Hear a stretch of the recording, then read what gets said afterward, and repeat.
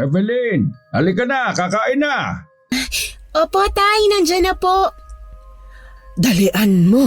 Tsaka mapaparami ka ng kain ngayon, anak. Nagluto ako ng paborito mo. Talaga po? Ano po bang niluto ninyo? Ginataang tulingan. Binuksan ni nanay ang nakatakip na bagong saing ng tulingan. Pinuno ng amoy nito ang buong kusina. Dahil doon ay kaagad akong nakaramdam ng kakaiba nang maamoy yon. Nahilo ako at di ko yun nagustuhan. Isang bagay na pinagtatakhan ko rin sa sarili ko. Tulad ng sabi ni nanay ay paborito ko naman talaga ang tulingan, pero sa pagkakataong yon ay biglang sumama ang aking pakiramdam. Bigla akong naglaway. Di lang iisang beses na napalunok ako dahil pinipigilan kong gumawa ng isang bagay na maaaring makapagpagulo sa isipan ng aking mga magulang. Subalit, kahit anong gawin kong pagpipigil, ay hindi ko na napigilan pa ang maduwal. Mabilis akong napatakbo sa lababo at doon nga ay tuluyan ng bumaliktad ang aking sikmura. Na para bang nais nitong ilabas ang laman ng aking tiyan gayong hindi pa man din ako nagsisimulang kumain. Nang matapos ay bumalik ako sa hapagkainan, napansin ko kaagad ang pananahimik ng mga magulang ko. Nagkakatitigan sila at tila pinakikiramdaman ng isa't isa kung sino ang mauunang magsalita. Umami ka na sa amin, Evelyn. Anong nangyayari sa'yo? May masama ka bang nararamdaman? O sadyang nag-iinarte ka na sa ulam ngayon?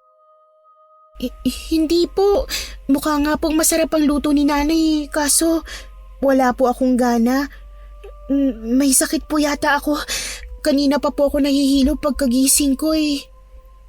Bakit ka naman nahihilo? Siguro puyat ka. Siguro nga po. Tsaka po siguro. Muli akong napaduwal kaya hindi ko na naituloy ang aking mga sasabihin. Sa totoo lang ay meron talaga akong problema. Hindi ko lang masabi sa kanila ng harapan dahil nahihiya ako. Hindi ko alam kung paano aaminin sa kanila ang hinala ko na nangyayari sa aking katawan. Magdadalawang buwan na kasi akong hindi dinadatna ng buwan ng dalaw kaya malamang ay buntis ako at hindi ako pananagutan ng nakadisgrasya sa akin. Yung lalaking magiging ama ng aking anak ay hindi ko naman kasintahan. Kaya naman ang sinabi ko sa kanya ang aking kalagayan ay basta na lang niya akong iniwan at sinabing ayusin ko raw ang problema ng mag-isa. Buntis ka ba? Inay, ano ba namang klaseng tanong yan? Siyempre, Huwag kang magsisinungaling sa akin. Yang mga pagduwal-duwal mo at pagkukulong mo sa kwarto, hindi normal yan. Hindi lang basta sakit yan, kaya umaming ka na kung meron ka mang dapat aminin. Totoo ba? Buntis ka? Magsalita ka! nang makita ko ang galit sa mga mata ng mga magulang ko ay natakot ako. Parang nagkaroon ng bara sa aking lalamunan kaya hindi ako makapagsalita. Tuloy-tuloy lang sa paglandas ang aking mga luha. Doon na nila naunawaan ang aking kalagayan. Doon nila naisip na tama sila. Buntis nga ako. Sinong walang hiyang ama ng dinadala mo? Ni kami! Ni wala ka pa nga ipinapakilalang nobyo o manliligaw sa amin ng nanay mo! Itay, patawarin niyo po ako. Isang malakas na sampalagad ang dumapo sa aking pisngi. Mas lalong lumakas ang aking paghagulgol. Hindi ko masabi sa kanya ang ama ng bata dahil natatakot akong magkaroon ng gulo. Mula sa isang mayamang pamilya ang lalaking yon at makapangyarihan sila. Ayokong mapalaban doon si tatay dahil tsak na wala siyang laban. Baka saktan lang siya kapag nagkataon. Napaiyak na rin si nanay at saka ako niyakap.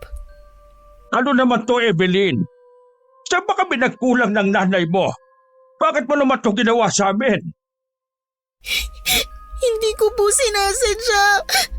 Patawarin niyo po ako. Anong hindi sinasadya?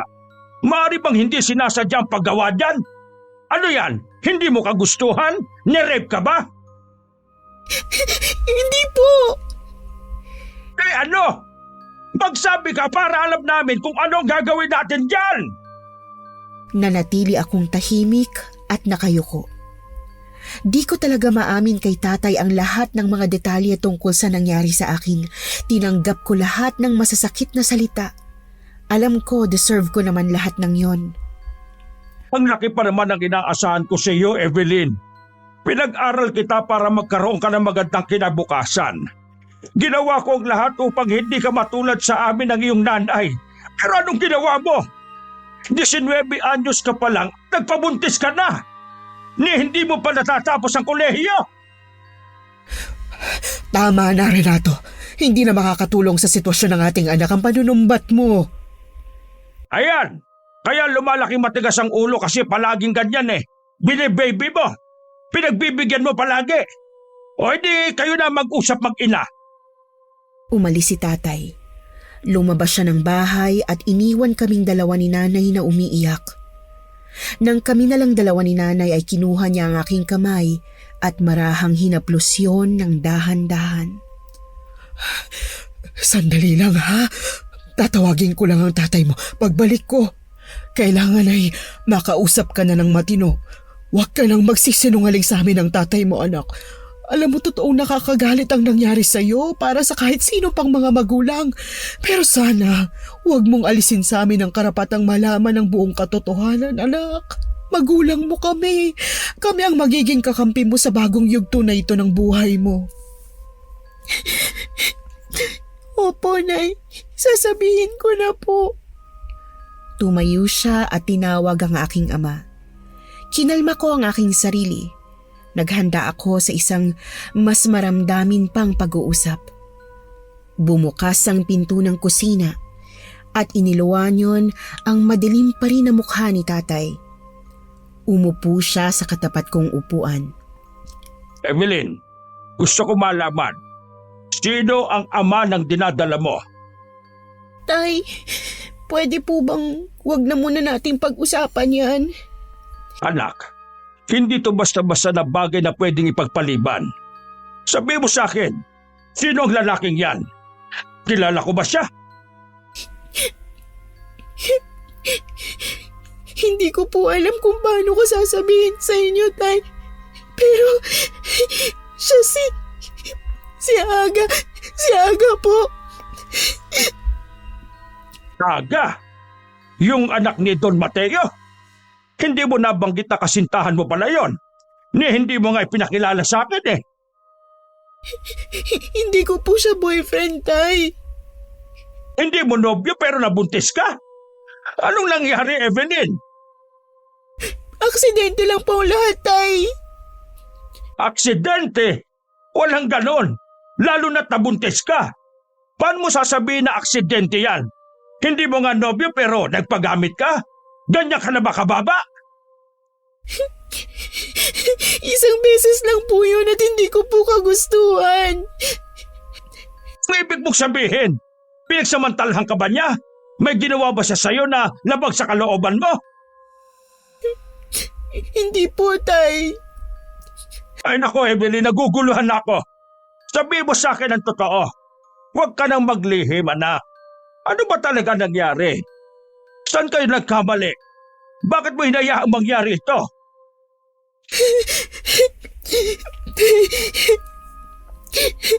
Tay, hindi ko po alam kung paano nangyari ang lahat eh. Parang bigla na lang nawala ako sa sarili ko. Alam kong mali. Pero parang wala akong lakas para tumanggi. Mahalaga sa akin na maintindihan ko ang totoo. Hindi kita huhusgahan, anak. Kailangan lang natin malaman kung ano ang gagawin natin ngayon.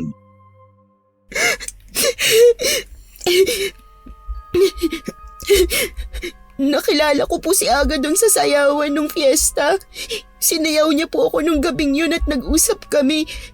Nung pauwi na po ako, tinambangan ako ng 5 lalaki na gustong gawan ako ng masama pero nilabanan po sila ni Aga at niligtas niya ako. Magmula po noon, naging malapit na kami sa isa't isa. Tay, nahulog ang loob ko sa kanya. Naibigay ko po ang sarili ko sa kanya ng minsan. Isang beses lang po yun. Hindi ko po alam na magbubunga ang kapusukang yun. Hindi na rin kasi kami ulit nagkita matapos na nangyari yun eh.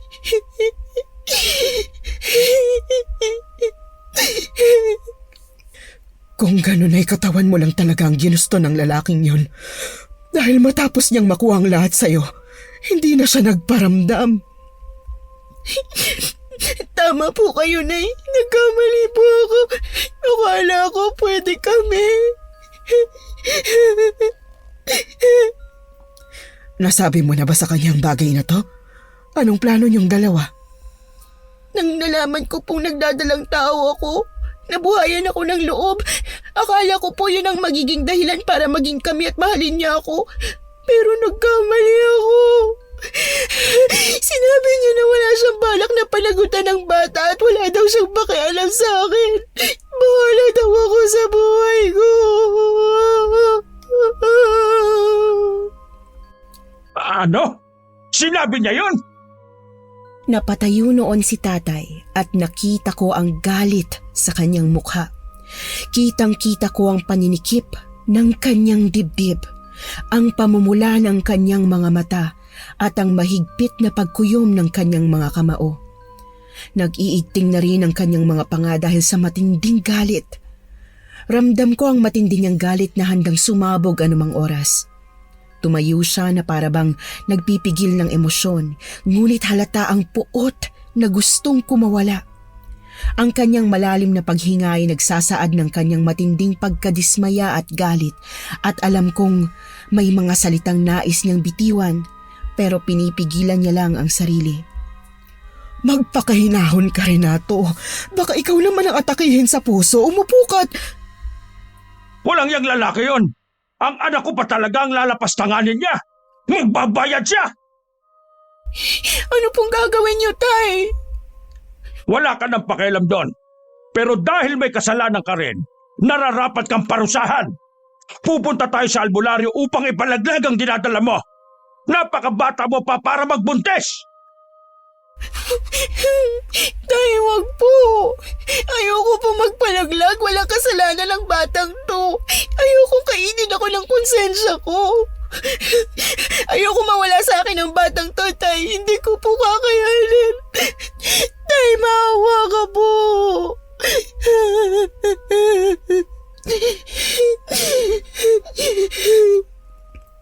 Ano na lang ang sasabihin ng mga kapitbahay natin na nagpuntis ka ng walang ama?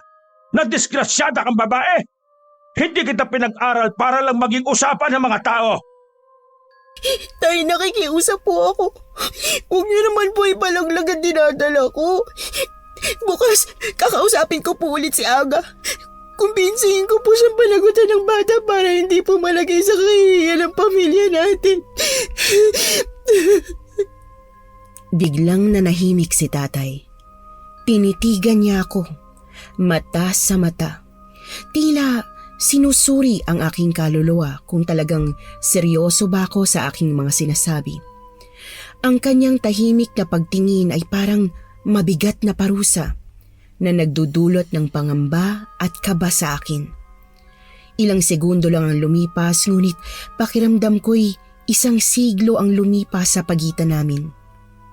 Hindi ko alam kung ano ang iniisip niya, kung galit, awa o pagkadismaya ang nangingibabaw, pero ramdam ko ang bigat ng kanyang paghatol. Siguraduhin mo lang, Evelyn, dahil ayokong maging usap-usapan ng mga kapitbahay at lalong ayokong mapahiya. Pagkatapos niyang sabihin yon, dumiretso na si tatay sa kanilang kwarto. Naiwan kami ni nanay sa hapagkainan, tahimik na tinatapos ang aming pagkain. Alam kong nag-aalala rin siya, pero wala siyang sinabing kahit ano. Nang matapos kaming kumain, sinabihan niya akong magpahinga na lang muna. Kinabukasan, maaga akong pumunta sa bahay ni Aga at nagtanong-tanong tungkol sa kanya. Wala siya ron, pero may nagsabi sa akin na nasa koprahan daw siya kasama ang kanyang mga kaibigan. Agad akong nagtungo sa koprahan kahit na malayo ito mula sa kanilang bahay. Alam kong kailangan kong magtiis sa paglalakad dahil kailangan ko talagang makausap si Aga. Pagdating ko doon, nakita kong nagiinuman lang sila ng kanyang mga barkada kasama ang ilang kababaihan mula sa aming baryo. Kahit alam kong lasing na siya, agad ko siyang pinuntahan. Aga, pwede ba kitang makausap? Tayong dalawa lang please. Bakit hindi mo na lang sabihin dito? Tinatamad akong tumayo eh. Aga, importante kasi ang sasabihin ko. Kung importante talaga, bakit hindi mo na lang sabihin dito? Gusto ko sana tayong dalawa lang para makapag-usap tayo ng maayos. Wala akong pakialam. Sabihin mo na. Nagulat ako dahil yun ang unang beses na sinigawan niya ako. Nawala ang lahat ng lakas ko sa katawan at nanlambot ako. Pero kailangan ko siyang kumbinsihin upang panagutan ang dinadala ko. Alam na ng pamilya ko na buntis ako. At alam na rin nilang ikaw ang ama. O ano ngayon? Gusto nilang panagutan mo ko. Kung hindi, ipapalaglag nila ang anak mo na dinadala ko. Eh ano naman ang pakialam ko kung ipalaglag mo yan? Hindi ba sinabi ko na sa'yo na hindi ko pananagutan yan? Bakit ba ang kulit-kulit mo? Aga, maawa ka naman sa amin ang magiging anak mo. At isa pa, mahal kita, kaya sana panagutan mo to. Ang mga salita ko'y puno ng pakiusap kay Aga pero parang bingi siya. Alam kong wala na akong ibang masasandalan kundi ang pagmamahal ko para sa kanya pero nararamdaman kong unti-unti nang nawawala ng saysay ang lahat. Napatayo noon si Aga at biglang nagbago ang kanyang itsura. May halong galit at panghahamak sa kanyang mga mata. Anong mahal? Hoy, para lang malaman mo, hindi kita minahal. Natukso lang ako sa'yo. At ngayon, pipikutin mo pa ako? Baka gusto mo lang ng isa pa eh. Kinansyawan si Aga ng kanyang mga kainuman na nagsabing gusto ko lang daw maulit kaya ko siya kinukulit. Nagtawanan pa sila noon parang wala silang pakialam sa sakit na nararamdaman ko. Napatingin ako sa kanila at saka ko sila namukhaan. Sila yung mga lalaking humarang sa akin noong gabi ng sayawan, ang mga lalaking binugbog ni Aga para iligtas ako. Napagtanto kong pinlano lang pala ni Aga ang lahat para mapalapit sa akin. Kasama silang lahat sa plano na gawan ako ng masama. Doon na ako lalong naiyak. Sige pare, pagbibigyan ko na to. Kayo na ang bahala sa labas ng kubo ah. Pagkatapos niyang sabihin yon ay purasahan niya akong hinila papasok sa kubo. Nagtatawanan ng mga lalaking kasama niya, parang gusto nila ang mga binabalak ni Aga. Nagpumiglas ako mula sa pagkakahawak sa akin ni Aga. Ano ka ba, Aga? Buntis ako! Hindi ba't ito naman ang gusto mo, ha? Maawa ka, Aga, nakikiusap ako. Hindi na ako babalik dito, hindi na kita guguluhin. Basta huwag mo lang ituloy ang binabalak mo. Nagpunta ka dito kasi alam mo na namimiss mo ko. Halika at paliligayahin kita, ha? Wag! Nakikiusap ako! Biniwan mo ako! Hayop ka, Aga! Wag! Nagmamakaawa na ako noon pero masyado nang naimpluwensyahan ng alak ang pag-iisip ni Aga. Samahan pa ng kansyaw ng kanyang barkada. Sa araw na yon, buong lakas niya akong nilapastangan. Hindi ko man lang naipagtanggol ang aking sarili. Ang bawat sandali ay puno ng takot at puot. Pero wala akong magawa kundi ang magtiis sa sakit at kahihiyan. Alam kong mula sa araw na yon, hindi na magiging pareho ang buhay ko. Gabi na nang magpasya akong umuwi, pero hindi ako pinayagang umuwi ni Aga. Pinilit niya akong ikulong sa kubo ng kanilang koprahan. Nakalabas lang ako nang makatulog siya sa sobrang kalasingan at doon ako nakatakas. Para akong basang sisiw habang umiiyak pa uwi ng bahay. Nang malapit na ako, Nakita ko ni tatay at sinalubong. Bakas ang pagkabahala sa kanyang mukha. Hindi ako makapagsalita nun. Sa halip, niyakap ko siya ng mahigpit at doon ko na naibuhos ang lahat ng aking luha. Anong nangyari? Bakit ganyan na itsura mo? Anong ginawa ng hayop na yon? Pero hindi pa ako makapagsalita para magpaliwanag. Patuloy lang akong umiiyak. Wala na akong ibang nagawa kundi umiyak sa bisig ng tatay ko. Pakiramdam ko'y nawalan ako ng lahat ng lakas. Inakay na lang ako ni tatay papasok sa aming bahay. Nakahanda na ang hapunan pero wala na akong ganang kumain. Tahimik na lang akong pinagmamasdan ni tatay, halata ang kanyang pagkabalisa. Pero hindi na niya ako kinulit. Hinayaan na lang niya akong makapagpahinga. Nakatulugan ko na lang ang pag-iyak kahit walang laman ang aking sikmura.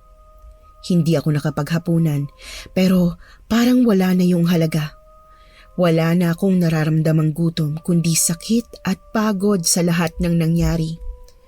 Kinabukasan, maaga akong pinuntahan ng aking mga magulang sa aking kwarto. "Anak, bumangon ka na. Mag-almusal na tayo." Tahimik akong sumunod at bumaba sa kusina.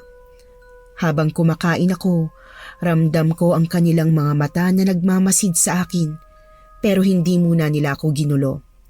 Tahimik silang naghintay na matapos ako bago magsalita. Pagkatapos ng almusal, hindi na nakapigil pa si tatay. Evelyn, ano ba nangyari kagabi? Bakit ka ginabi ng uwi? Bahagya akong natahimik at nag-isip ng paraan kung paano sisimulan ang kwento. Sa tuwing naiisip ko kasi ang nangyari kahapon, bumabalik sa akin ang sakit at hindi ko maiwasang lumuha. Hinugot ko ang malalim na hininga at sinubukang pigilan ang panginginig ng aking boses. Tumahan ka na at sabihin mo sa amin kung ano nangyari. Para sa ikapapanatag nating lahat.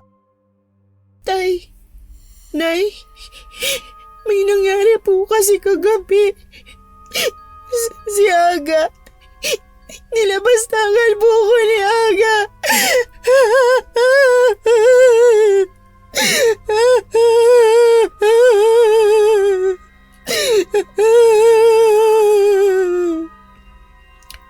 Diyos ko, ang anak ko.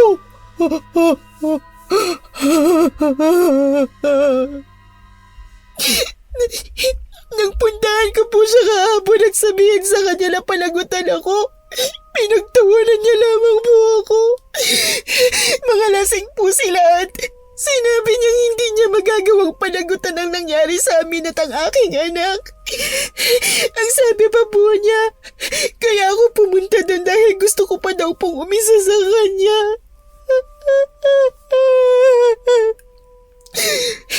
Itay, inay, yung mga lalaki na humarang sa akin sa pista, mga kaibigan po niya.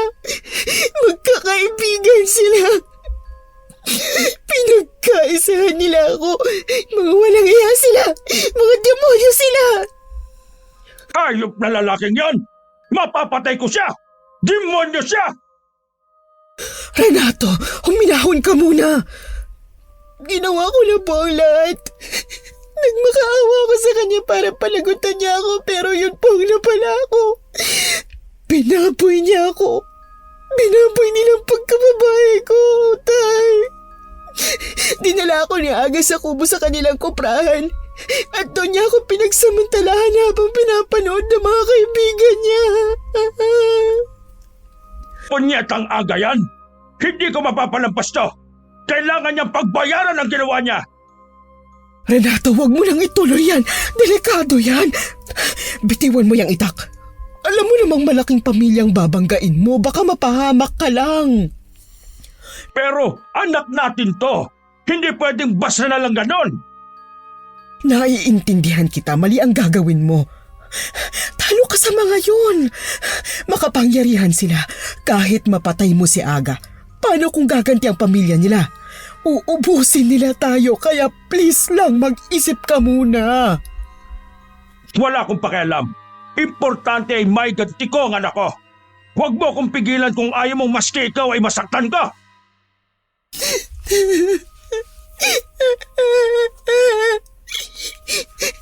Nay, huwag na po kayong mag-away. Ayoko na po matagdagan pang problema. Tama na, wala nakikiusap ako. Niyakap ako ni nanay habang si tatay ay nagpipigil ng sarili. Alam kong puno siya ng galit, pero unti-unti siyang kumalma dahil kailangan naming mag-isip ng maayos sa sitwasyong yon. Ilang araw din akong hindi makausap ng maayos dahil sa ginawa sa akin ni Aga, kaya alalang-alala sa akin ang mga magulang ko. Si tatay din ay hindi makapagtrabaho ng maayos dahil iniisip pa rin niya ang paghihiganti kahit alam niyang kami ang kawawa sa bandang huli. Isang buwan ang nakalipas ay saka pa lang ako natauhan at natanggap ang nangyari sa akin. Kung hindi kasi ako babangon ay walang mangyayari at baka madamay pa ang batang dinadala ko. Kahit gaano pa kasama ang kanyang ama ay wala naman siyang kinalaman doon. Hindi na rin itinuloy ni tatay ang sinabi niyang ipapalaglag ang bata dahil likas naman talagang mabait si tatay at naging magagalitin lang siya nang may nangyari sa akin. Naalimpungatan ako isang gabi dahil naramdaman kong puno na ang aking pantog. Agad naman akong bumangon upang pumunta sa aming palikuran. Madilim yun pero hindi ko alintana dahil nasanay na ako sa dilim at malinaw naman ang aking mga mata. Matapos kong magbawas ay nakita ko ang kaunting ilaw na nagmumula sa silid na pinagbabawal ni tatay. May silid kasi sa bahay na bawal kong pasukin mula pa noong ako ay bata at hanggang ngayon ay nahihiwagaan pa rin ako kung ano ang laman nun. Nakita kong bahagya itong nakabukas kaya may nakalabas na kaunting liwanag. Dahil sa lakas ng aking kuryosidad ay naisipan kong sumilip dito pero hindi ko inaasahan ang aking nakita. Nagulat ako dahil sa ginagawa ni tatay. Nakaupo siya sa gitna ng mga nakatirik na mga kandilang itim at hawak-hawak niya ang isang bungo ng tao. Nanatili pa ako saglit upang malaman ang kanyang ginagawa. Dahil sa katahimikan ng paligid, ay dinig na dinig kong umuusal siya ng dasal gamit ang salitang hindi ko maintindihan. Pagkatapos ay pinatakan pa niya ng sariling dugo ang bungo ng tao na kanina pa niya hinahawakan. Kakaiba rin ang itsura ni tatay habang ginagawa niya yon. Parang hindi siya tao. Ang talim ng kanyang mga tingin at ang bigat pa ng boses na tila ba nanggagaling pa sa kailaliman ng lupa. Takot na takot ako na baka mahuli niya kaya agad akong umalis at bumalik sa aking silid. Kinabukasan paggising ko ay nakita ko si tatay. Normal ang kanyang itsura, malayong malayo sa naging anyo niya kagabi. Nakangiti ito at tinawag ako para sumabay sa kanyang pagkain ng agahan.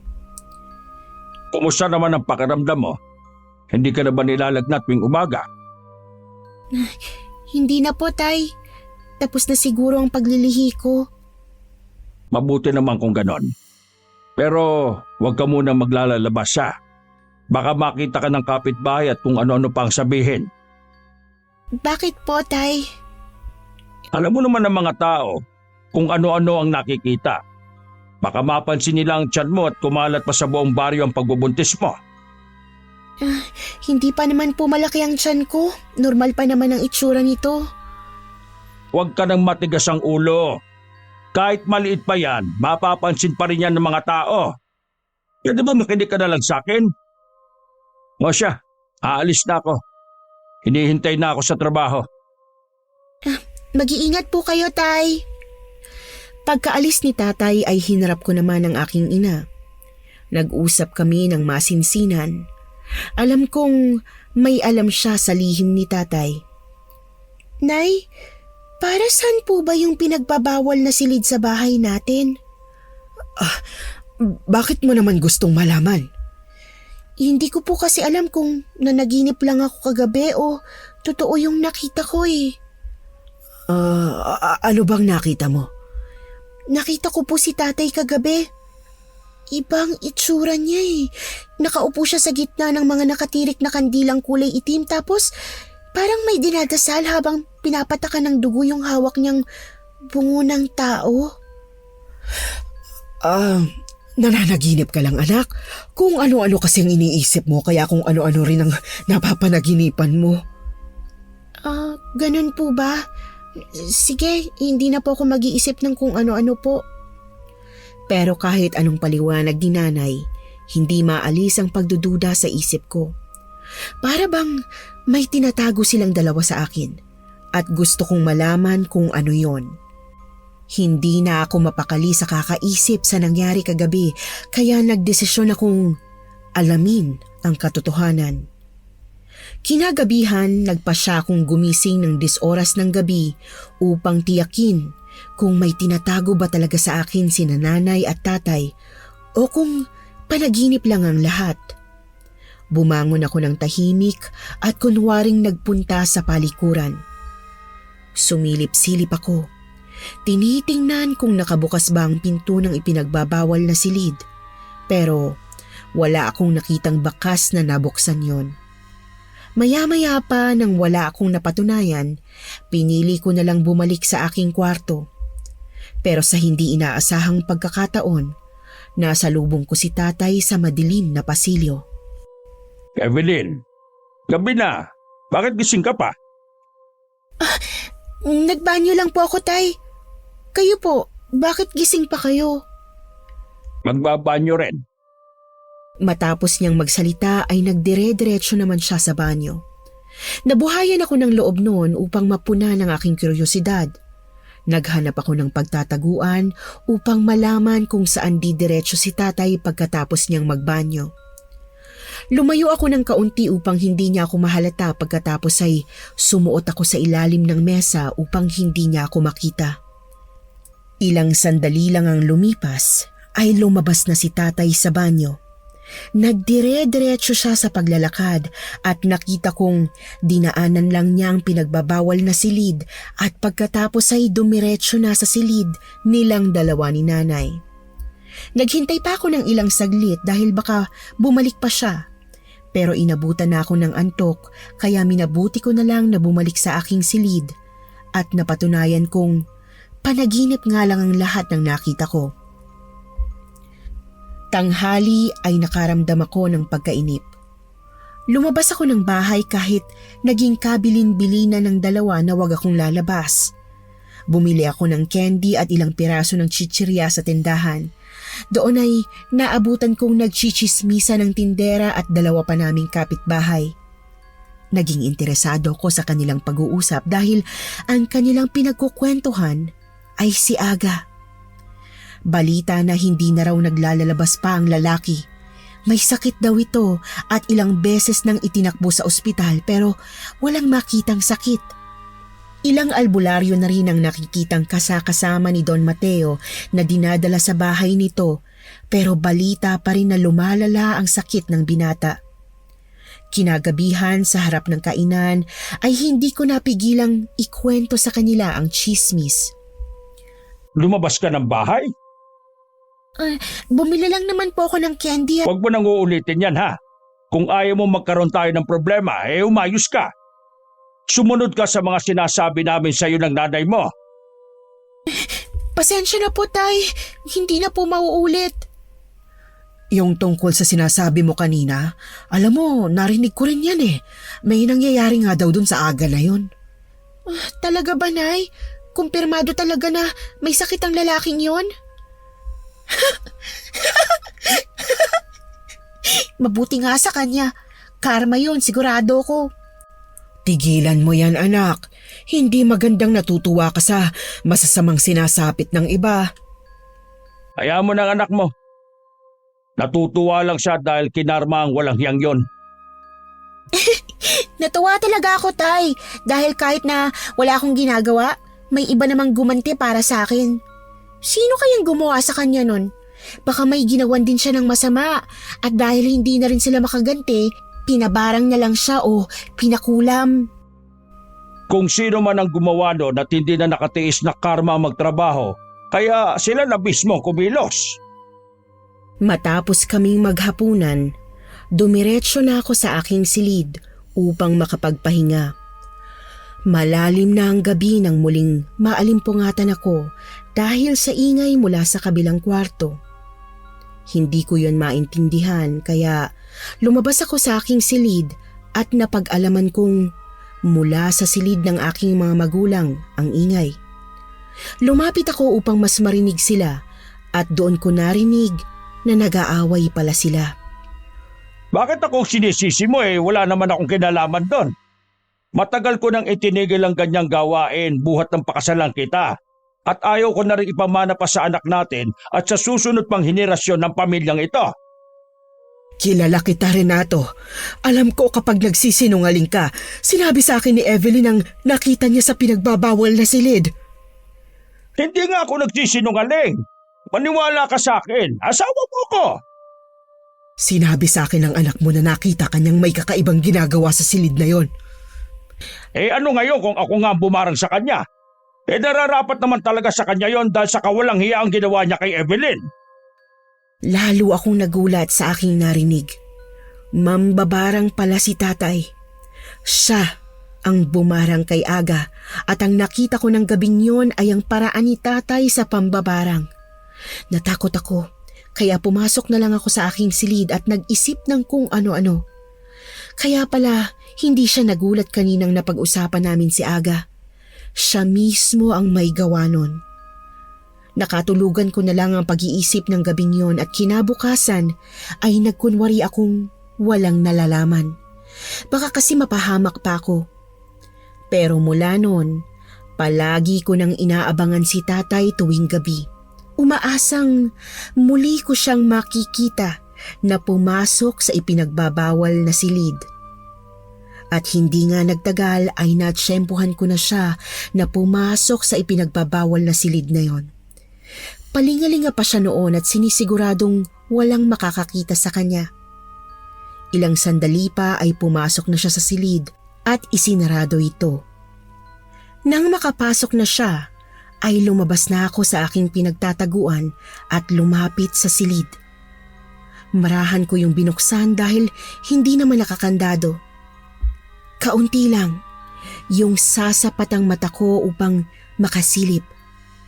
Doon ko nakitang muli si tatay. Gumuguhit siya sa sahig gamit ang kanyang dugo. Pinagmamasdan ko lang siya noon hanggang sa pinaikutan na niya ng kandila ang kanyang iginuhit. Nang masindihan na niya ang mga kandila, ay pumosisyon na siya sa gitna. Hawak-hawak ang bungo ng tao at isang garapon na naglalaman ng iba't ibang mga insekto. Nakita kong gumalaw ang kanyang bibig at narinig ko ang kakaiba niyang dasal.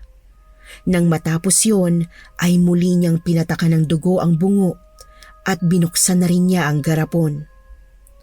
Muli siyang umusal ng dasal at nakita kong gumapang ang mga insekto patungo sa bungo. Ilang minuto pa ang nagtagal ay natapos na sa kanyang ginagawa si tatay. Isa-isa na niyang pinatay ang mga kandila. Umalis na ako noon dahil baka mahuli pa niya ako at mapagalitan. Dahil sa mga nakita ko ay sigurado na akong si tatay ang bumarang kay Aga. Natutuwa ako dahil ginagawa niya yon para sa akin, pero sa kabilang banda naman ay naaawa ako. Sobrang parusa na kasi ang natatanggap ni Aga at ang balita ko pa ay butot balat na lang ito. At tadtad pa ng mga sugat sa buong katawan na hindi naghihilom. Usap-usapan na rin sa aming baryo ang tungkol sa umaalingasaw na amoy na nanggagaling sa kanilang bahay. Hindi na raw nakatagal ang ilan sa kanilang mga katulong at isa-isa na silang nagsialisan. Kaya mismong si Don Mateo na lang daw ang nag-aasikaso kay Aga. Nang mabalitaan kong naghahanap si Don Mateo ng mga bagong katulong upang mag-alaga kay Aga, agad kong naisip na subukang pasukin ito. Hindi naman sa gusto kong alagaan si Aga, kundi naaawa ako at gusto kong malaman ang kalagayan niya. Ganito ang gawin mo, Ineng. Linisan mo lang ang kanyang mga sugat dahil palaging bumabaho. Kailangan mo ring banyusan palagi ng pinakuluang dahon ng bayabas. Yun lang ang gagawin mo. 1 oras lang at maaari ka nang umuwi. Paano naman po ang sweldo? Bibigyan kita ng 300 kapag uuwi ka na. Hindi ka na siguro lugi dyan dahil 1 oras lang naman ang trabaho mo. Opo, sapat na po yun. Matapos kaming mag-usap ni Don Mateo sa bakuran, sinamahan na niya ako sa kanilang bahay. Sa labas pa lang, amoy na amoy ko na ang mabahong amoy. Para itong laman ng naaagnas na hayop na napabayaan sa daan. Dahil sa amoy ay naduduwal na ako. Eto Ineng, panyo. Ilagay mo sa iyong ilong para hindi mo maamoy. Ipinaliwanag ko na sa iyo kanina, kaya nagsialisa ng aming mga kasambahay. Tumangulang ako bilang tugon sa sinabi niya. Tinanggap ko ang panyo at itinali ito sa aking mukha upang matakpan ang aking ilong. Pero sa sobrang tapang ng amoy ay nalalanghap ko pa rin ang baho. Nang makarating sa silid ni Aga ay mas lalong tumapang ang amoy pero tiniis ko na lang. Pero hindi lang pala ang amoy ang nakakadiri, pati pala ang itsura ni Aga. Butot balat na rin kasi ito at pagkatapos ay napakarami pang sariwang sugat sa katawan na may tumutulong likido na kulay berde. Para itong nana pero mas nakakadiri ang itsura. Buhay pa siya pero ang katawan ay parang sa bangkay na, naaagnas na. Sinubukan ko ng banyusan ang katawan ni Aga. May nakahanda na ring pangbanlaw sa kanya. Pero nang pupunasan ko na ito ay bigla na lang nagsilabasan sa kanyang sugat ang iba't ibang insekto. Doon na ako napasigaw at napalabas ng kwarto. Nakasalubong ko naman si Don Mateo kasama ang isang lalaki na namumukhaan kong barkada ni Aga.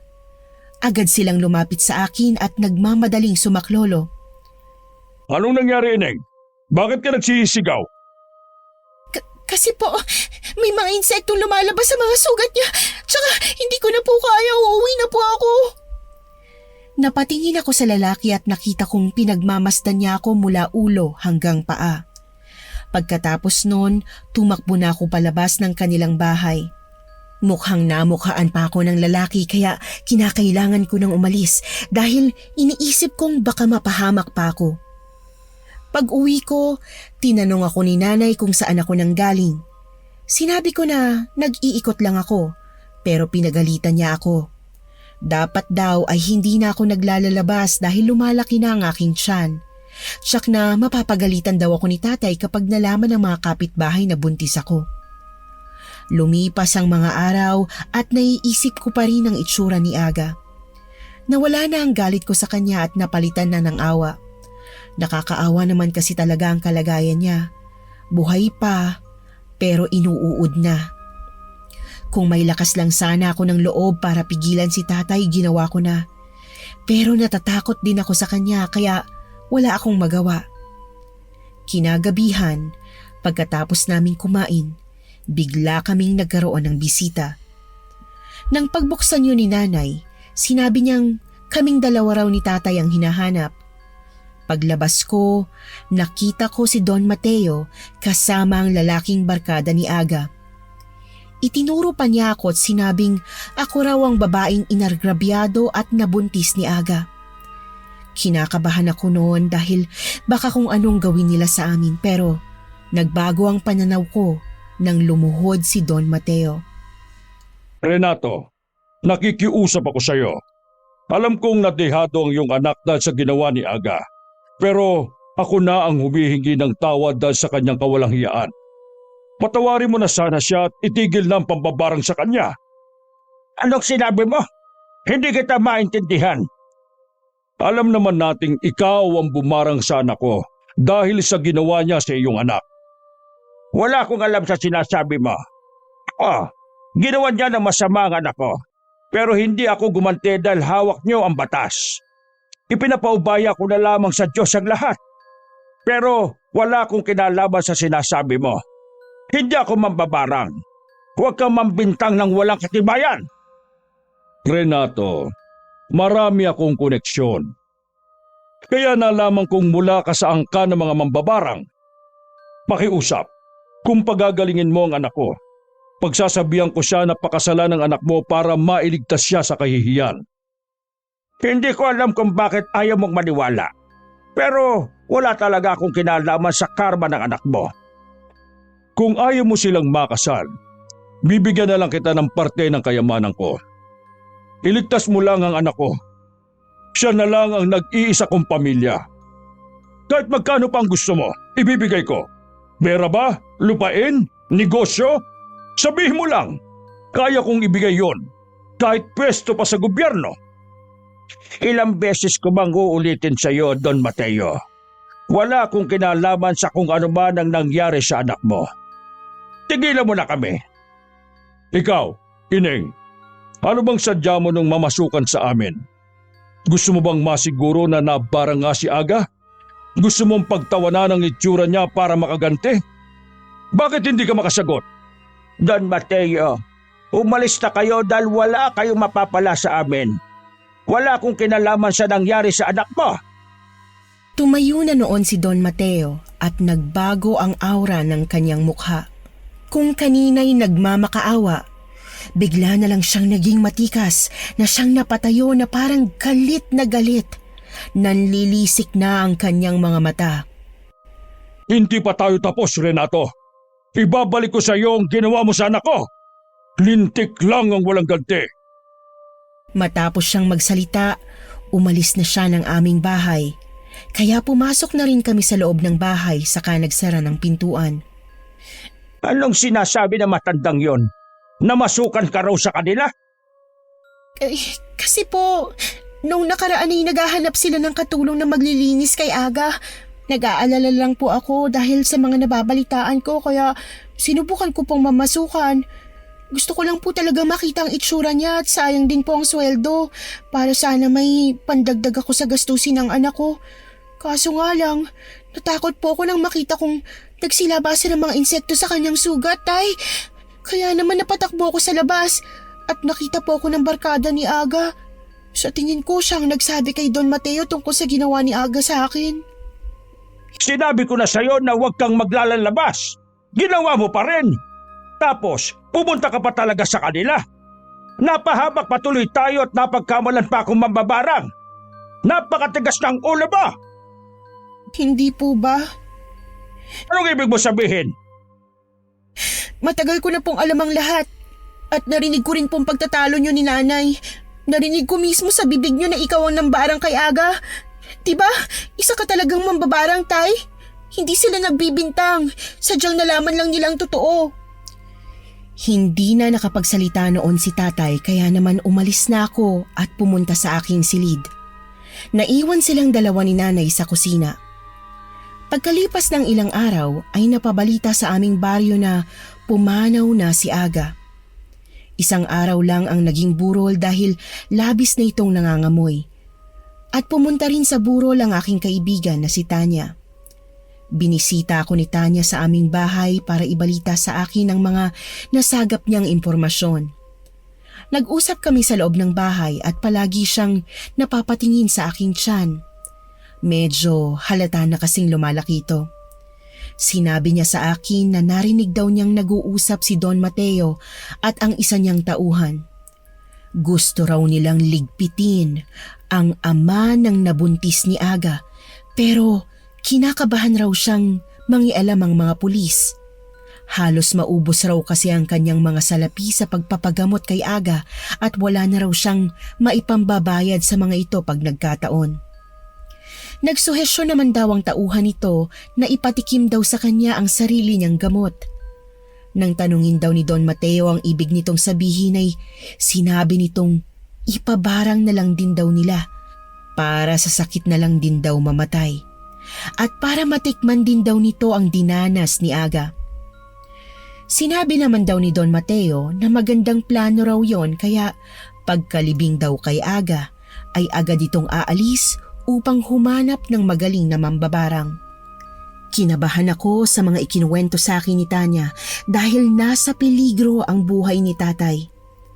Napansin ni Tanya na hindi na ako mapakali ng mga sandaling yon kaya naman Agad na niyang sinabi ang kanina pa niya gustong sabihin. Tinanong niya kung ako ba ang tinutukoy nilang nabuntis ni Aga. Hindi na ako makakapagsinungaling noon dahil halatado na ang aking tiyan. Kaya inamin ko na sa kanya ang lahat. Naawa sa akin si Tanya at saka niya ako niyakap. Bakit hindi ko raw sinabi agad sa kanya? Idinahilan ko na lang ang sinabi sa akin ni tatay na huwag ko raw ipapaalam kahit na kanino. Makalipas ang ilang oras naming pag-uusap ay umuwi na si Tanya. Sinabihan niya akong mag-iingat at balaan ko raw si tatay dahil nasa panganib ang kanyang buhay. Nagpasalamat naman ako dahil sa ibinigay niyang impormasyon. Ang gusto niya lang talaga ay itsismis sa akin ang mga narinig niya pero hindi niya inakalang nakatulong pa siya sa amin. Pagkaalis niya, kaagad ko namang ikinuwento kay tatay ang sinabing balita ng kaibigan ko. Tay, may nalaman po ako kay Tanya. Narinig daw po niya kasi ang pag-uusap ni na Don Mateo at isa niyang tauhan. Nagbabalak po silang gumanti sa inyo. Ano siya gaganti? Wala na siyang mga tauhan. Yun nga po, at nabalitaan ko rin pong halos maubos na ang kanyang pera sa pagpapagamot kay Aga, kaya naman wala na rin po siyang maipambabayad sa mga pulis kung sakaling makagawa siya ng gulo. Pero binabalak daw po niyang ipabarang kayo sa ibang lugar, tay. Huwag mo akong alalahanin. Malakas ako. Walang sino man ang makakapambarang sa akin dahil mararamdaman ko yung kaagad at pakokontra. Hindi na ako nagsalita noon at nanahimik na lang. Wala naman akong alam sa pambabarang kaya nagtiwala na lang ako kay tatay na kaya niyang labanan ang kakalaban sa kanya. Naniwala ako kay tatay na malakas siya kasi mula nga naman pala siya sa angkan ng mambabarang. Nang mailibing na si Aga ay agad namang napabalitang umalis ng baryo si Don Mateo. Kinabahan ako dahil baka nakahanap nga siya ng mas matinding mambabarang kesa kay tatay. Kahit kasi sinabi ni tatay na kaya niya ang kanyang sarili, ay nag-aalala pa rin ako para sa kanya. Ilang araw din akong naging balisa, kahit na alam kong nag-aalala lang ako para sa wala. Pero isang araw, ay bigla na lang nahimatay sa bakuran si tatay habang nagsisibak ng kahoy.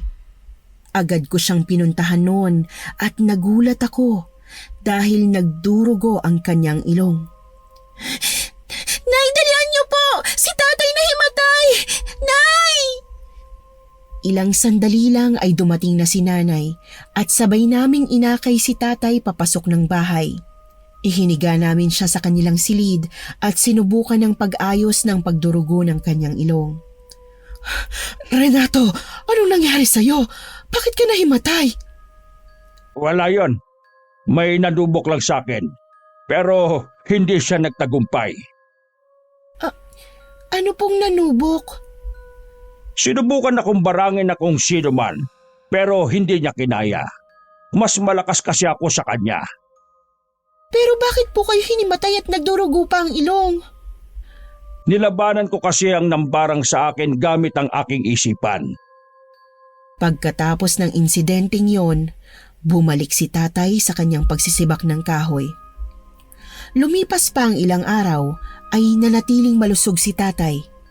Naulit pa ang mga pangyayaring yon pero lagi niyang sinasabi na nagtagumpay siya.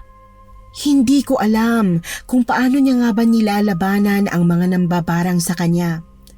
Hanggang isang araw ay napansin ko ang mga latay ng latigo sa kanyang likod. Naghubad kasi ng pang-itaas na damit ang tatay ko ng sandaling yon. Ang mga sugat at latay ay mukhang sariwa pa dahil pulang-pula ang mga yon. Anong nangyari dyan sa likod mo, tay? Bakit? Ano bang meron sa likod ko? Para kasing nilatay Ang daming mga sugat tapos may mga bukol-bukol din na maliliit. Ano? Sigurado ka ba? Opo, tay. Tingnan niyo sa salamin. Pagkatapos ng sinabi ko ay agad na tumakbo si tatay patungo sa kanilang silid. Maya-maya narinig ko ang usapan nila ni nanay. Ano yan, Renato? Bakit ka may mga sugat? Wala ito. Wala kayong dapat na alalahanin. Anong walang dapat alalahanin? Nakikita mo ba yung mga sugat at latay mo sa likod? Barang ba yan, ha? O kulam? Ginagantihan ka na ba? Gusto na! Hindi makakatulong ang pag-aalala ninyo. Dumito na lamang kayo ng anak mo at kailangan kong kontrahin ang sumpang ito. Mabilis na naglakad si tatay at nakita kong pumasok siya sa ipinagbabawal niyang silid. Sinundan ko siya at bala kong panoorin ang kanyang gagawin. Nagalit si tatay nang makita kong nakatambay sa pintuan ng silid na yon. Hindi na palihim ang mga kilos niya, lantaran na ang pagpasok niya doon dahil alam niyang kailangan niyang labanan ang anumang mangbarang sa kanya. Ano ginagawa mo dito? Lumabas ka ng silid ko. Lumabas ka ng silid na ito, Evelyn. Ngayon na! Pero gusto kitang tulungan, tay. Hindi pwede. Ayoko matutunan mong mambarang. Tama na sa akin na magtapos ang sumpang ito, anak. Kaya lumabas ka na. Pakiusap. Nakita ko ang pag-aalala sa mga mata ni tatay habang siya ay pumasok sa silid. Ang boses niyang puno ng galit ay nagpapakita ng pagnanais niyang itago ang kanyang ginagawa. Kahit na gusto kong tumulong, natatakot akong labagin ang utos niya at malaman ang lihim na yon. Kaya't umalis ako. Umupo sa labas. Nakakakilabot ang mga orasyong sinasambit niya. Matagal, nakakainip, pero hindi ako umalis sa kinaroroonan ko. Gayon din ang inay. Lumapit siya sa akin at nagyakapan kaming dalawa. Makalipas ang ilang minuto ay biglang tumahimik sa loob ng silid. Hinayaan lang namin yun ang una pero nang tumagal ay nangamba na kami ni nanay. Dahil sa aming pag-aalala ay binuksan na namin ang pinagbabawal na silid. Patay na noon ang mga itim na kandila habang si tatay naman ay nakahandusay sa sahig. Agad namin siyang inakay at dinala sa kanilang higaan. Napakataas ng kanyang lagnat kaya kumuha ako ng malinis na bimpo para lagyan ng tubig at itinapal sa kanyang noo. May mga bakas din ng dugo sa kanyang ilong at hula namin ay kanina pa yon tumigil sa pagdurugo. Sa palagay mo, ayos lang bang tatay mo? Kinakabahan ako, anak. Ayos lang naman po na yung tibok ng puso niya. Parang natutulog lang po siya. Mabuti pa, hayaan na natin siya makapagpahinga na muna. Diyos ko, sana'y maging maayos lang siya. Kung may mangyaring masama sa kanya, anak, hindi ko na alam kung anong gagawin ko. Huwag po kayo mag-alala. Kaya po to ni tatay, magtiwala tayo sa kanya. Inaya ko na lamang si nanay na magpahinga na at ako na ang nagbantay kay tatay sa buong magdamag. Kinabukasan na nang magising si tatay. Hindi namin inaasahan na pagising namin ay makikita naming tinubuan pa ng maraming bukol ang katawan niya. Tay, ano pong nangyari sa inyo? Nasalisyan ako. Ni hindi ko man lang naramdaman na binabarang na pala ako. Paano na po kayo niyan, tay? Malalabanan niyo pa po ba? Sinubukan ko kahapon pero naubos ang lakas ko. Ano na pong mangyayari sa inyo? Ano pong gagawin natin, tay? Natatakot po ako. Baka mapahama kayo. Susubukan ko pa rin labanan ang may gawa nito sa akin. At hindi ako titigil hanggat hindi nawawala sa akin ang sumpa niya. Huwag ka mag-alala, anak. Kayang-kaya ito ng tatay. Malakas ang tatay mo. Hindi ka dapat malungkot. At ganoon nga ang ginawa ni tatay. Araw-araw siyang nag-oorasyon sa ipinagbabawal na silid para kontrahin ang kung sino mang bumarang sa kanya. Pero siya ay nabigo. Lalo pang lumala ang kanyang kalagayan, mas malala pa sa nangyari kay Aga. Araw-araw na kasing may lumalabas na mga insekto sa kanyang katawan at ang mga insektong ito ay kumakain ng laman ng tao at pinagpepiestahan nila si tatay. Ang mga mumunting bukol naman niya sa katawan ay unti-unting bumuka at mga uod naman ang nagsilabasan doon. Iba na rin ang amoy ng kanilang silid pero nagawa pa akong orasyonan ni tatay upang di ko yun maamoy bago siya maratay. Parang bangkay na rin ang kalagayan ni tatay. Butot balat na ang dating matipunong katawan niya. Pero ang balat ay grabe pa sa pagkakaagnas dahil hawakan mo lang ito ay kusa ng hihiwalay sa manipis na laman. Akala ko ay yun ang pinakamatinding pagsubok para sa amin, hindi pa pala. Dahil tinamaan din ng kaparehong sakit si nanay. Halos hindi ko na alam ang gagawin dahil pareho na silang inaalagaan ko. Halos maubos din ang kanilang ipon para sa mga gastusin. Hindi na kasi makapagtrabaho si tatay kaya hirap na ako. Hindi ko alam kung saan kukuha ng panggastos. Hindi naman ako makapagtrabaho dahil sa pagbubuntis ko. Inaalala ko rin kung paano na lang kung manganak na ako. Ang dami kong alalahanin kaya bakas na sa aking katawan ang pangangayayat. Dahil sa labis na pag-iisip at pagpupuyat ay hindi ko na malayang naaapektuhan na pala ang dinadala kong sanggol. Anak, bakit parang namumutla ka? Ayos ka lang ba? Opo, Nay. Ayos lang po ako. Medyo nararamdaman ko lang na sumasakit ang puson ko at saka... Bakit ka natigilan, anak? Anong nangyayari? Aray! Nay, masakit po ang tiyan ko. Dinudugo po ako, Nay. Nayangan ako po. Anong nangyayari? Bakit ako dinudugo? Kailangan mong matingnan ng doktor. Diyos ko, sinong tutulog sa'yo? Parehas kaming mahina ng tatay mo. Ang sakit, Nay. Anong nangyayari sa anak ko? Tulungan niyo ako. Nay! Nay! Aray ko po! Tulungan niyo kami! Mahina, pero sapat naman ang lakas ng sigaw namin para marinig sana kami ng aming mga kapitbahay. Pero naging bingi sila sa mga sigaw na yon at sa paghingi namin ng tulong. Pinandidirihan na rin kasi nila ang pamilya namin at hindi nalingid sa kanila ang ginawang pambabarang ni tatay kay Aga. Gayon din ang aking kalagayan. Naging pulutan ako sa bawat umpukan ng mga tao. Sinubukan kong lumabas ng bahay para humingi ng tulong pero nakatingin lang sila sa akin.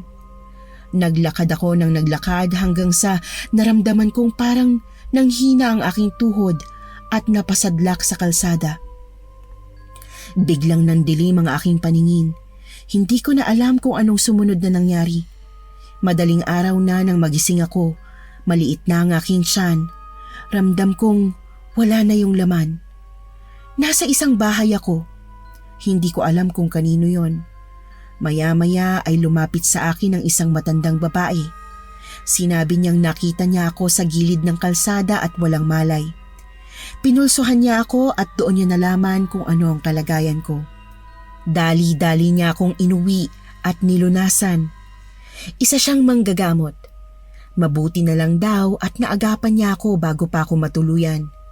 Pero hindi na raw niya naisalba ang buhay ng aking anak. Ibinigay niya sa akin ang isang garapon kung saan ay naroon ang kawawa kong anak.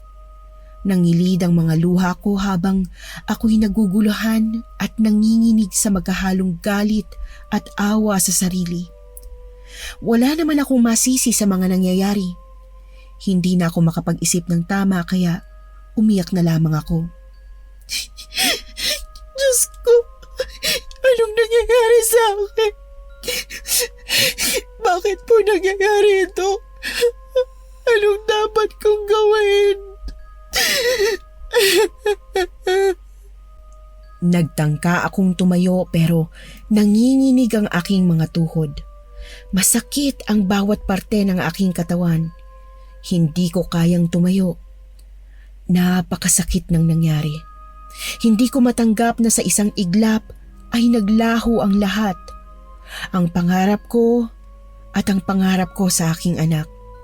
Sinusubukan kong kumuha ng lakas mula sa mga natirang piraso ng sarili ko ngunit parang ang aking katawan ay naging isang malamig na nilalang na walang lakas.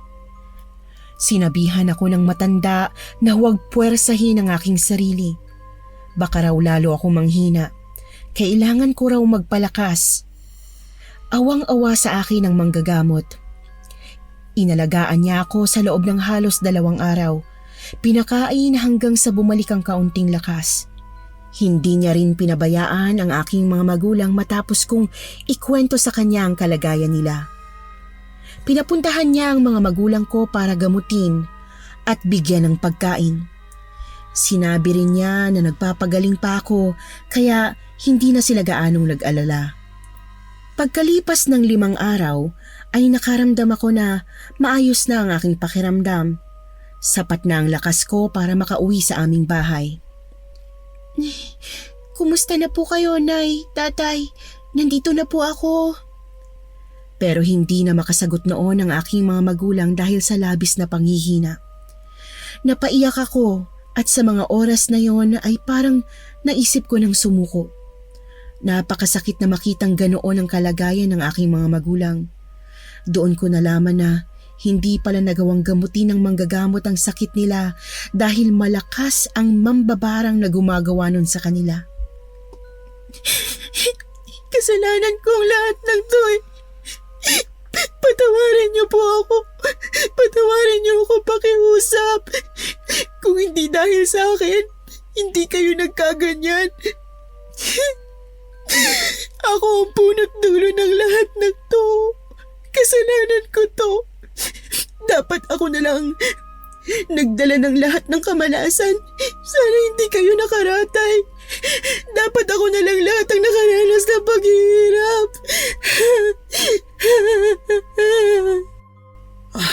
Anak, wala kang kasalanan dito. Huwag mong sisihin ang sarili mo. Nanay, wala na po ang anak ko. Hindi niya na kinaya. Iniwan na niya ako. Kumapit po kayo. Huwag niyo hayaan na mag-isa na lang ako. Gagaling po kayo. Huwag po kayo mawawala sa akin. Hindi ko po kakayanin. Nay, Tay, pakiusap po. Magpakatatag po kayo, ha? Nang maubos na ang aking mga luha ay tumayo ako at ipinaalam sa kanila na ililibing ko sa aming bakura ng aking anak. Pagkatapos ko itong ibaon sa lupa, ay bumalik ako sa aking mga magulang. Nilinisan sila, binihisan at pinakain. Si Don Mateo, siyang may kagagawa ng lahat ng to. Siyang may kasalanan. Isang matalim na tingin ang ipinukul ko sa kawalan. Ngunit kahit gaano pa katindi ang galit na aking nararamdaman ay hindi ko naman alam kung paano siyang gagantihan. Napansin ko ang altar na noon ay halos puno na ng sapot at alikabok. Kinausap ko ang puon na nakalagay doon. Totoo ka ba talaga? Sa nangyayari ngayon, mas pinapaniwalaan ko ng demonyo kaysa sa'yo eh. Bakit? Bakit mo hinayaang maranasan namin ang ganito? Kung talagang totoo ka, baka pwede mo namang pakinggan ang dasal ko. Ang tanging hiling ko lang, himala. Yun lang ang hiling ko ngayon. Alam ko hindi ko na mababalik ang nawala pero sana pagalingin mo ang mga magulang ko. Tama na po. Bigyan mo na kami ng katahimikan, pakiusap. Kami ang inapi. Pero bakit kami ang naghihirap? Oo, may kasalanan din naman kami pero di ba? Sapat lang sa kanilang ginawa ni tatay. Pero bakit kami? Lahat kami naghihirap ng ganito. Nasaan ang hustisya? Akala ko ba patas ka? Bakit hindi ka namin maramdaman ngayon? Tinalikuran mo kami. Naging bingi ka. Nawalan ka ng pakialam sa amin. Paano kami magbabalik loob kung hindi ka namin maramdaman? Wala kang kwenta! Inubos ko ang lahat ng sama ng aking loob hanggang sa mapagod na rin ako sa pag-iyak. Ramdam ko ang bigat ng aking mga mata dahil sa pagkamugto. Mula sa sala ay humakbang na ako papunta ng kusina. Pero sa di malamang dahilan ay para akong nakarinig ng mga bulong na naging dahilan upang mapatingin ako sa kwarto kung saan isinasagawa ni tatay ang pambabarang. Lumakad ako ng dahan-dahan palapit sa silid na yon. Marahan ko ring pinihit ang seradura para mabuksan ito. Pumasok ako sa loob at doon ko nakita ang ilang mga libro. Dali-dali kong kinuha ang isang libro at isa-isang binuklat at binasa ang bawat pahina. Hindi nga ako nagkamali. Yon ang mga libro na ginagamit ng tatay ko sa pambabarang niya. May mga orasyon na nakalagay doon. Kinuha ko ang aklat, pinag-aralan ng palihim dahil alam kong di kagustuhan ng aking ama na matuto ako ng pambabarang. Pero sadyang wala na akong maisip na paraan para iligtas sila.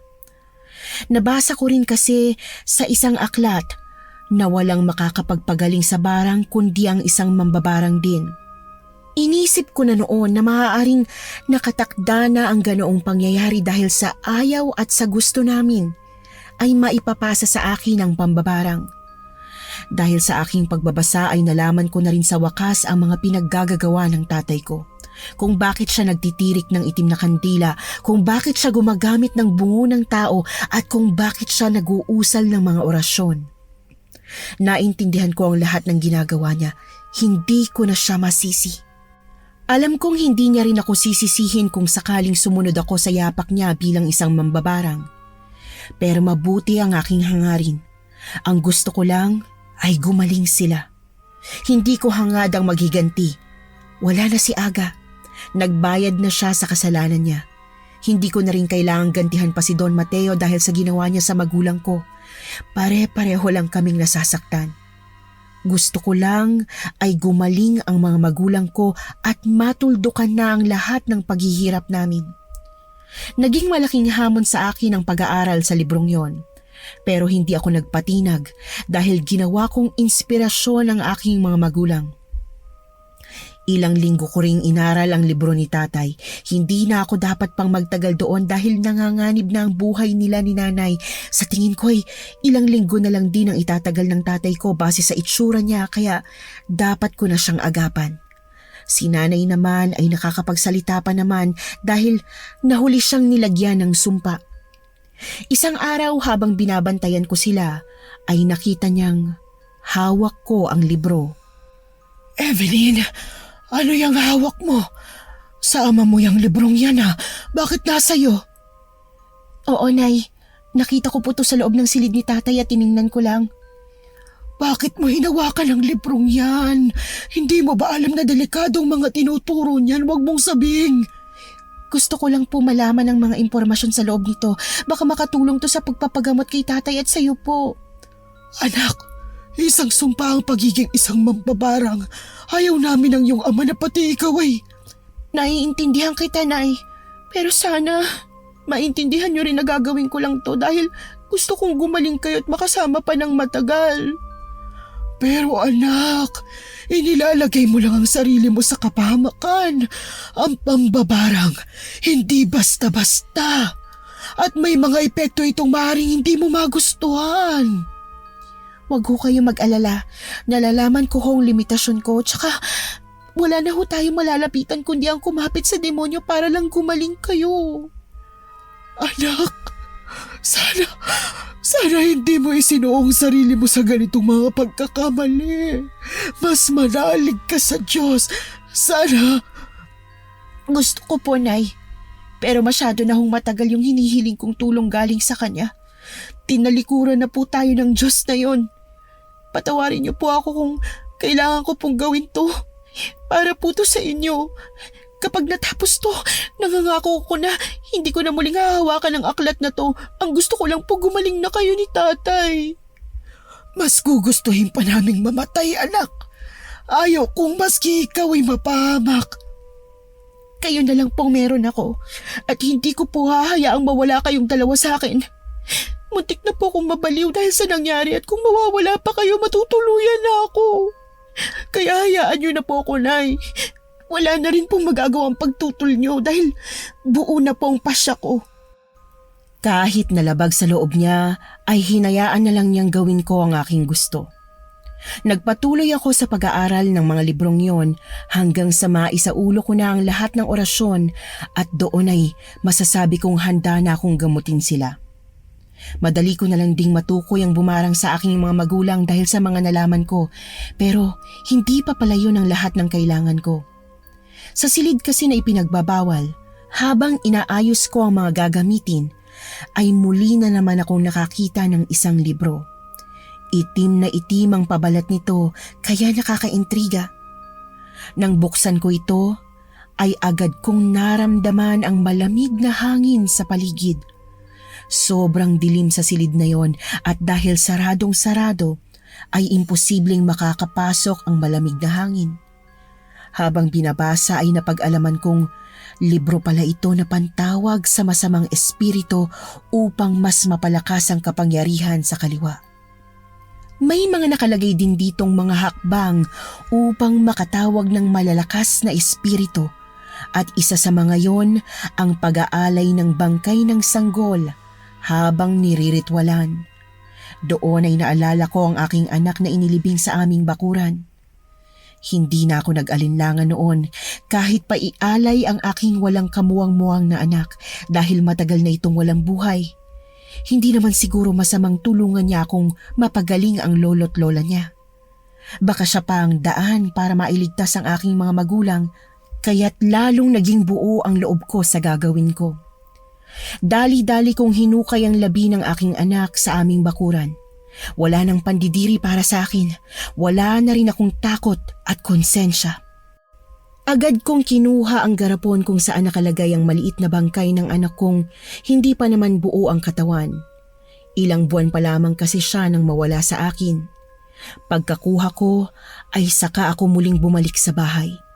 Sinunod ko ang lahat ng hakbang na nakasulat sa libro.